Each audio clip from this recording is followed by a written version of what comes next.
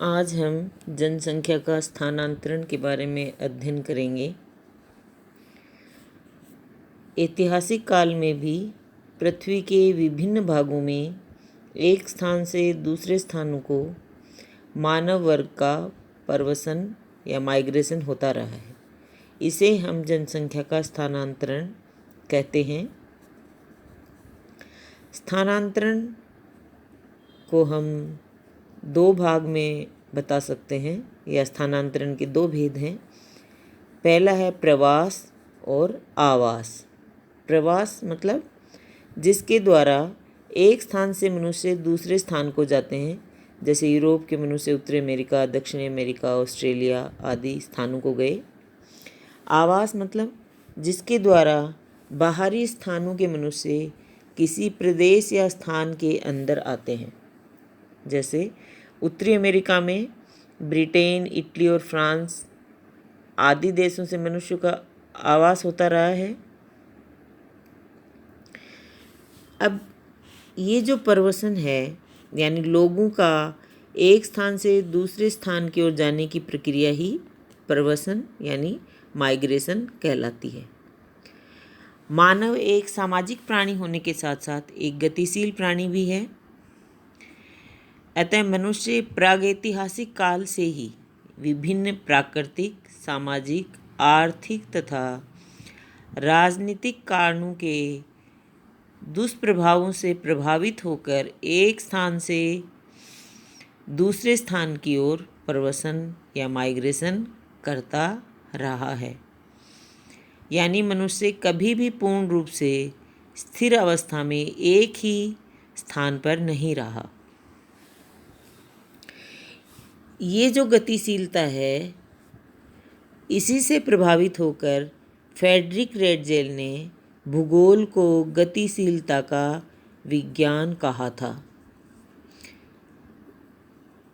और मनुष्य तथा पारस्परिक संबंधों का इतिहास प्राचीन है, लेकिन इन संबंधों को नवीन रूप देने के लिए भूतल पर स्थान सीमित हैं।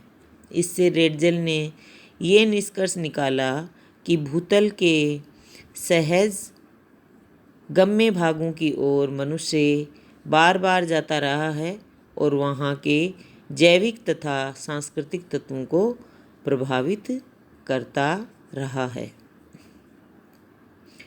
माइग्रेशन एक भौगोलिक घटना है जो प्रत्येक युग में मानव की एक आवश्यकता रही है। जिस प्रकार से हम वनस्पति विज्ञान एवं जंतु विज्ञान पादपों तथा जंतुओं के विचरण का अध्ययन करते हैं, उसी प्रकार मानव भूगोल लोगों के स्थानांतरण का अध्ययन करता है, यानी जनसंख्या का स्थानांतरण। ये जो जनसंख्या स्थानांतरण है या स्थानांतरण है, इसको हम इस प्रकार से परिभाषित कर सकते हैं, जैसे कि संयुक्त राष्ट्र संघ के अनुसार प्रवसन एक प्रकार की भौगोलिक या स्थानिक प्रवासिता है जो एक भौगोलिक इकाई तथा दूसरी भौगोलिक इकाई के मध्य देखने को मिलती है, जिनमें रहने का मूल स्थान अथवा पहुंचने का स्थान दोनों भिन्न होते हैं। इस प्रकार का प्रवसन अधिकतर स्थायी होता है क्योंकि इसमें मानव का निवास स्थान स्थायी रूप से परिवर्तित हो जाता है। बोग महोदय ने माइग्रेशन को परिभाषित करते हुए बताया, एक मानव समुदाय या समूह द्वारा अपने स्थान को त्याग कर किसी अन्य स्थान पर जाकर रहना या बसना ही प्रवसन कहलाता है। ये जो स्थानांतरण अपन पढ़ रहे हैं, इनके अगर हम पक्ष देखें, यानी प्रत्येक जनसंख्या स्थानांतरण के 5 पक्ष होते हैं, जिनमें विभिन्न दृष्टिकोणों से अपन इस पर विचार करते हैं या विचार किया जाता है। पहला है देश पक्ष, दूसरा है काल पक्ष, तीसरा है कारण पक्ष, इसी तरह संख्या पक्ष, और स्थिरता पक्ष। किस प्रदेश को मानव वर्ग का प्रवास हुआ है, किस किस समय में और किन कारणों से हुआ, कितनी संख्या में हुआ, तथा जो प्रवास हुआ वो स्थायी निवास के लिए हुआ या अल्पकालीन अस्थायी निवास के लिए हुआ। इस प्रकार की सभी बातों का विचार स्थानांतरण का जो अपन अध्ययन करेंगे उसमें किया जाता है।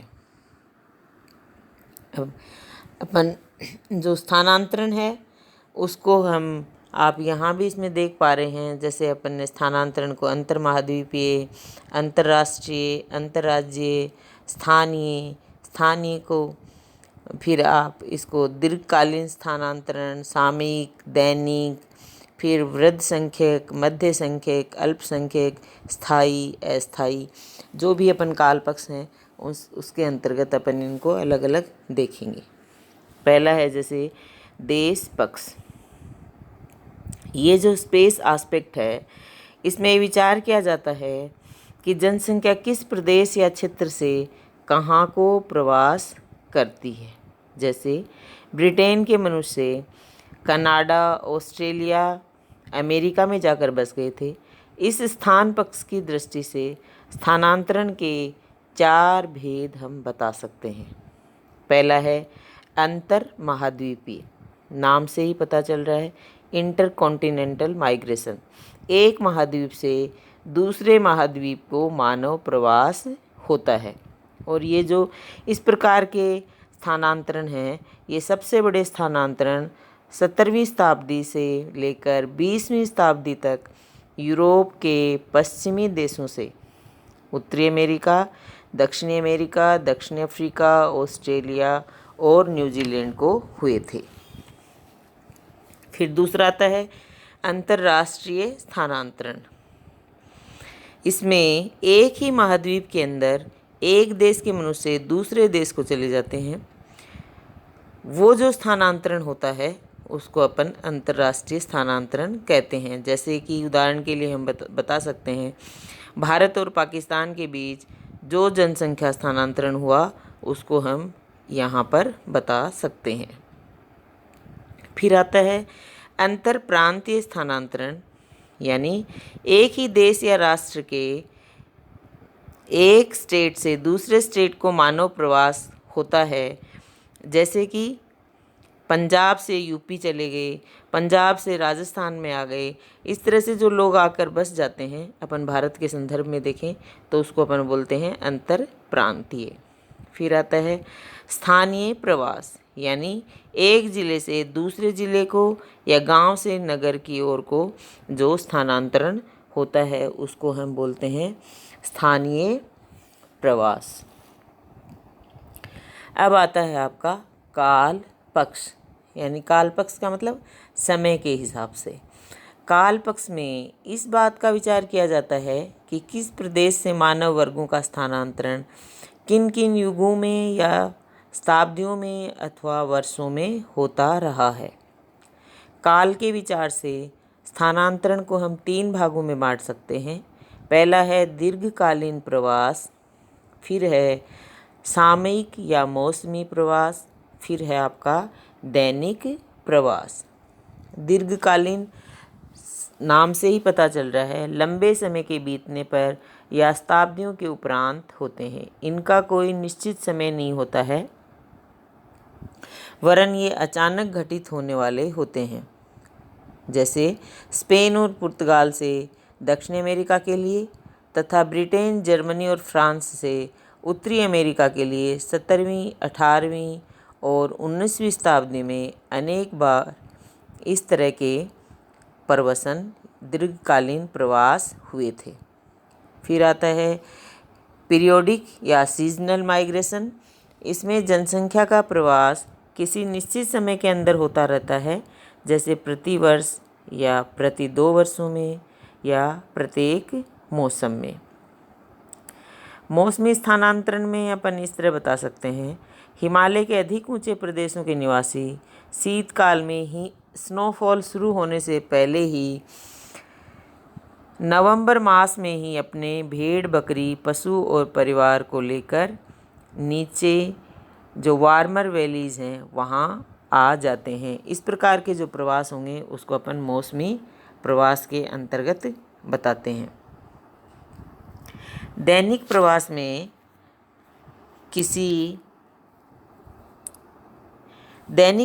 में किसी महानगर या बड़े औद्योगिक नगर में मजदूरी करके अपनी जीविका कमाने के लिए उस महानगर के समीपवर्ती जो गांव या कस्बे हैं उनसे जो भी मनुष्य उस महानगर को सुबह के समय जाते हैं और सायंकाल वापस अपने गांव या कस्बे को आ जाते हैं, इस प्रकार का जो प्रवास होता है वो दैनिक प्रवास होता है। इसमें श्रमिकों के अतिरिक्त पढ़े लिखे एवं दफ्तर ऑफिस आदि में जाने के लिए इन महानगरों को लोग आते जाते हैं। फिर आता है आपका कारण पक्ष। कारण पक्ष में जनसंख्या स्थानांतरण के कारणों पर विचार किया जाता है। प्रत्येक मानव स्थानांतरण में दो प्रकार की क्रियाओं या शक्तियों का प्रभाव पड़ता है। पहला है प्रवासकारी शक्तियाँ, जिनके कारण किसी प्रदेश की जनता बाहर को स्थानांतरण करती है। दूसरा है आवासकारी शक्तियाँ, जिनके कारण किसी प्रदेश के अंदर को मानव वर्गों का आवास होता है। ये जो दोनों प्रकार की स्थानांतरणकारी शक्तियाँ हैं, इनको उत्पन्न करने वाले कारण निम्न होते हैं, जो मैं अभी आपको बताऊंगी। पहला है भौतिक कारण, दूसरा आर्थिक, फिर तीसरा सामाजिक एवं सांस्कृतिक कारण, फिर आता है आपका राजनीतिक कारण। भौतिक कारण में क्या होगा? भौतिक कारण में सबसे अधिक व्यापक प्रभाव जलवायु का होता है। जलवायु के परिवर्तनों से हिमयुगों में मानव प्रजातियों के स्थानांतरण बड़े पैमाने पर होते रहे थे। वर्तमान काल में भी टुंड्रा प्रदेशों से और हिमाच्छादित पर्वतीय भागों से जनता शीत ऋतु से गर्म प्रदेशों को प्रवास कर जाती है और ग्रीष्म ऋतु आने पर फिर ठंडे भागों में पहुंच जाती है। भौतिक कारण में जलवायु के अतिरिक्त अन्य जो कारण हैं उनमें नदियों की बाढ़ें, नदियों के मार्ग में परिवर्तन, अतिवृष्टि, अनावृष्टि, अकाल, भूकंप, ज्वालामुखी, हिमराशियों का घटना बढ़ना, मिट्टियों का अनुपजाऊ होना आदि कारण भी होते हैं। फिर आता है आपका आर्थिक कारण। आर्थिक कारण में सबसे मुख्य बात जीविका के साधन की सुविधा है। जिस भी प्रदेश में जीविका निर्वाह में कठिनाई आने लगती है, वहाँ से मनुष्य उन प्रदेशों को चले जाते हैं जहाँ आर्थिक साधनों की सुलभता होती है। जो मुख्य आर्थिक कारण अपन बता सकते हैं उसमें पहला अपन बता सकते हैं अत्यधिक सघनता और निवास के क्षेत्र में जीवन निर्वाह के साधनों की कमी। दूसरा, बाहरी प्रदेश में कृषि के लिए नई भूमि की प्राप्ति। फिर आ सकता है अधिक उपजाऊ भूमि के प्रदेश का आकर्षण। फिर है सिंचाई की सुविधा। फिर है खनिज संपत्ति की उपलब्धि, वन संपत्ति की प्राप्ति, यातायात की सुविधा, व्यापार करने की सुविधा, औद्योगिक केंद्रों द्वारा आकर्षण। यानी ये कुछ कारण होते हैं आर्थिक कारण जिससे कि मनुष्य वहाँ पे स्थानांतरण कर जाता है। पश्चिमी यूरोप, मध्य एशिया, पूर्वी चीन आदि प्रदेशों में जनसंख्या अत्यधिक सघन हो जाने के कारण वहाँ दूसरे देशों को मानव प्रवास होते जा रहे हैं। उत्तरी अमेरिका, दक्षिणी अफ्रीका, ऑस्ट्रेलिया और न्यूजीलैंड में कृषि योग्य भूमि मिल सकने के कारण इन भूभागों को यूरोप, चीन, जापान आदि से लोग प्रवास करते रहे हैं। नदियों के बेसिन जैसे सिंधु गंगा मैदान, यांगटीसी बेसिन, समुद्र तटीय मैदानों में उपजाऊ भूमि होने के कारण अन्य प्रदेशों से जनसंख्या यहाँ आकर बसती है।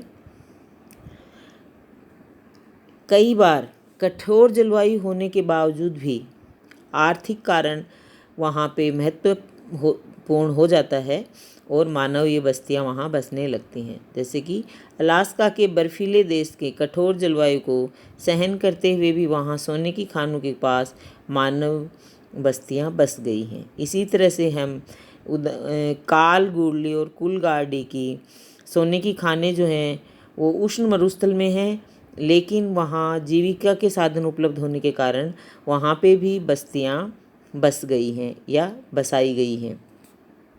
इसी तरह औद्योगिक केंद्रों द्वारा भी जनसंख्या को आकर्षण प्राप्त होता है, क्योंकि वहाँ आर्थिक उन्नति की सुलभता होती है। तो ये कुछ कारण हैं, आर्थिक कारण, जिनके कारण मनुष्य वहाँ स्थानांतरित हो जाता है।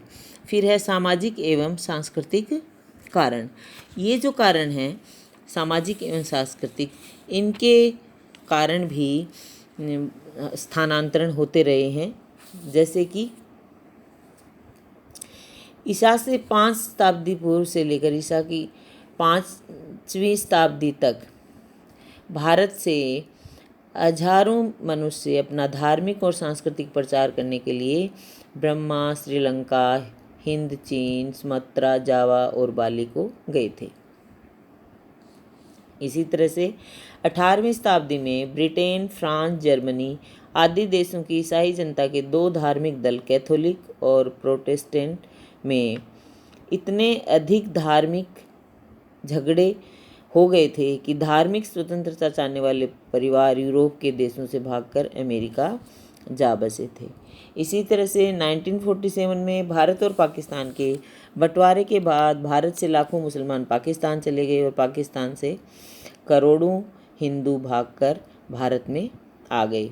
धार्मिक कारणों से होने वाले ये सबसे बड़े स्थानांतरण हैं। इसी तरह अरब में मक्का मदीना में हज करने के लिए प्रत्येक वर्ष हजारों मुस्लिम व्यक्ति भारत, पाकिस्तान, जावा, ईरान, मिस्र आदि से अरब को जाते हैं और हज करने के बाद वापस अपने देशों को लौट आते हैं। इसी तरह पर्यटक, खिलाड़ी, कलाकार, संगीतज्ञ, नाट्यकार, संसद सदस्य, व्यापारी आदि